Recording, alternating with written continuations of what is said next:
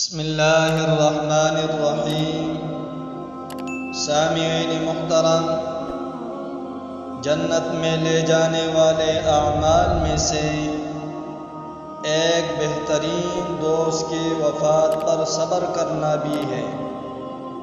چنانچہ امام الانبیاء، سرتاج الانبیاء، فخر الانبیاء حضرت محمد عربی صلی اللہ علیہ وسلم نے فرمایا، اللہ جل جلالہ فرماتے ہیں، جب میں مومن سے اس کے دنیا کے بہترین دوست کو لے لیتا ہوں اور وہ اس پر ثواب کی نیت سے صبر کرتا ہے تو میرے نزدیک اس کے لیے جنت سے کم کوئی جزا نہیں۔